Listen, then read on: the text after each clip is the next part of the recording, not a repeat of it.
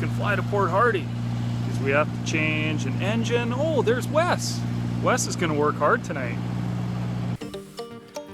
Welcome to another edition of Ace's Garage. We're doing garage in the office today because we have a very special edition. We're going to do a top 5 of a good friend of mine. I'm going to do top 5 moments because this guy is turning 50 this year. Super special guy, awesome guy.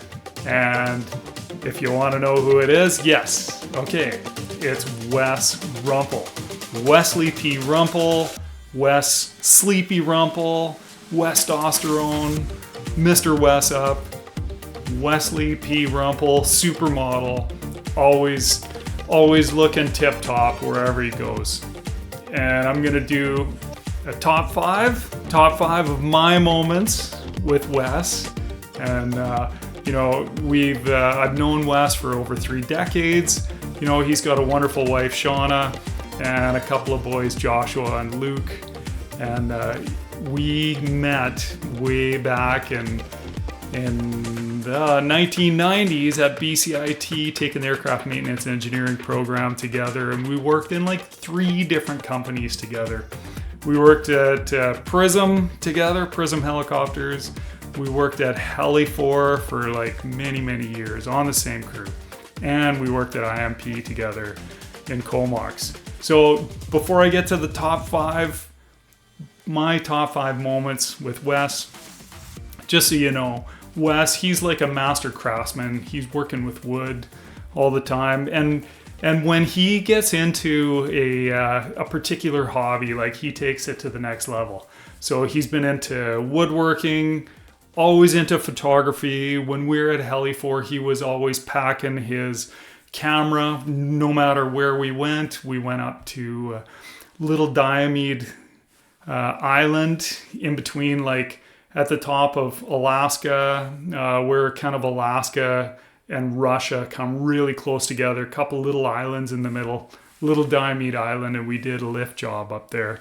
Had a lot of fun and did kind of so many different fun adventures while we were working at Heli4. So getting to the top 5. So on number 5 on the list, you know, back when we were at BCIT in the aircraft maintenance engineering program, we were poor. And once a week we'd go to Pizza Hut for $5 all-you-can-eat pizza night. And one time, Wes, he couldn't even afford the $5 for all-you-can-eat pizza. So he came with us anyway, and there was a big group of us, myself, Wes, I think Troy was there, Ken Edstrom, and Dave Alec, and we're passing pizza crusts under the table to Wes so that he can have some sustenance, because he can't even afford the $5 for all you can eat pizza. So that's my number 5. Number 4, you might think, oh yeah, you know, is it the time when Wes actually made himself into like a box of Smarties for Halloween? Like, is that it? No, that is not it. Okay. On number 4 is the time when Wes, he went fishing all the time when we were working at Heli4. So he'd come back from fishing, and of course somebody, and I don't endorse the whole drinking thing very much, and so somebody had bought a bottle of booze, a bottle of rum. So we were sitting there on the deck of the floating camp after a hard night of working, and you know, we're having some drinks. Wes comes back and he's filleting his fish, and we're telling him, hey, you gotta catch up. You're a couple rum and cokes behind. So Wes, of course, slams him back while he's doing his fish, and he takes so much care to make sure all of his fillets are just cut just perfect in bags with water.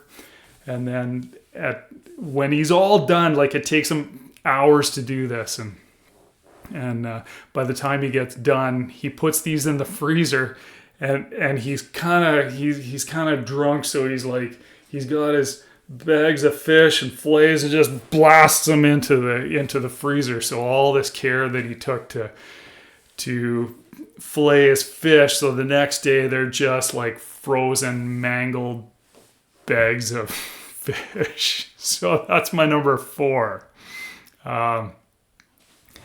Number 3. So my number 3 moment was with Wes was we used to do a lot of climbing. So we would go out to Squamish and we would climb on a little bit on the Chief. A lot of just single pitch, and every once in a while we'd kind of had dreams that maybe we'd get to some multi-pitch climbing. So one day we mustered up the courage and we went up there on Banana Peel, which is a multi-pitch kind of 5.7 climb, and Wes led the first pitch. He goes up there and he kind of leads and everything's fine, and he gets up there and he gets to the belay station, and I'm waiting, yelling at him like, "Hey Wes, are you ready? Like, what's going on?" And finally he's like, "Yeah, okay, belay's on." I'm like, climbing. So climb all the way up there, and lo and behold, I get up there, and Wes had forgotten his belay device, and he had this crazy knot where the rope would like go in and out of his carabiner and all these different directions, and he was belaying me using this thing that was like super complicated and really weird. And I was like, oh my goodness, but we're on the climb and we're continuing anyway. So after that, I just belayed him with a clove hitch, and away we went. But that's my number 3 moment with Wes. My number 2 moment with Wes was, okay, if you know Wes, you know that back in the old days, Wes would lose it. He'd lose his mind. He'd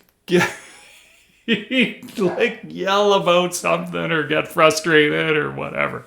So one day, there we are, we're working in WES, kind of halfway up, 3/4 the way up Vancouver Island there. And he's working on the Chinook, and he's trying to pump grease into the forward swash plate. And he's pumping away with the grease gun, nothing's happening. So he's pumping away. And nothing's happening. So he keeps pumping. He's like pumping faster. He's like rapid fire pumping with the grease gun. And then he just loses it. He pulls the grease gun off the grease nipple, and just like, whew, and this grease gun just goes sailing like 150 feet across the landing into the gravel. And we're just gutting ourselves laughing. So that's the number 2, my number 2 kind of best memory with Wes. Now, to get to number 1, okay, so number 1 best moment with Wes. So back in, I think it was the year 2000, we decided that we were going to go climb Mount Albert Edward. So myself, a guy named Max, Ron Kitzel, and Wes all went and hiked up Mount Albert Edward. So we hike up there, and Wes had bought new boots. So we go up there and we summit, right? So we hike all day, sleep at Circlet Lake, go next day, we summit Mount Albert Edward, come back down to Circlet Lake, and then the next day we head out. So we're 2 nights. Anyway, by the time we head out, Wes's feet are starting to get blistered up because he had like fairly new boots. And so we're probably about half an hour, 45 minutes from the parking lot. And I knew Wes was hurting his feet a little bit, so I kind of looked back because he was behind me, and we were going at a pretty good clip. And I said, "Hey Wes, how's it going?" And he said the fateful words, and it's just, you cannot get this out of your head after you hear something like this. And Wes looks at me, he's like, "Every step I take is like a trip to hell and back." And I'm like, I can't deal, like, oh my goodness. How do you deal with that kind of intensity? Like, you just cannot. So that's my number one moment with Wes. Anyway, I hope you found this Ace's Garage entertaining, funny. Anyway, Wes, love you. You've been a good friend to me, and I really appreciate that. I just want to honor you on your birthday, on your 50th, and just, you know, thank you for all the great memories that we've had over the years, whether it's hiking or working at Heli4 or working at Prism, riding motorcycles. So yeah, thanks for being awesome, Wes, and I hope you have a great 6th decade. All right, I'll see you later. Ace's Garage is going out.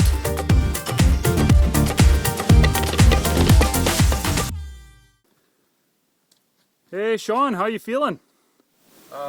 Every step is like a fucking trip to hell and back. Wow.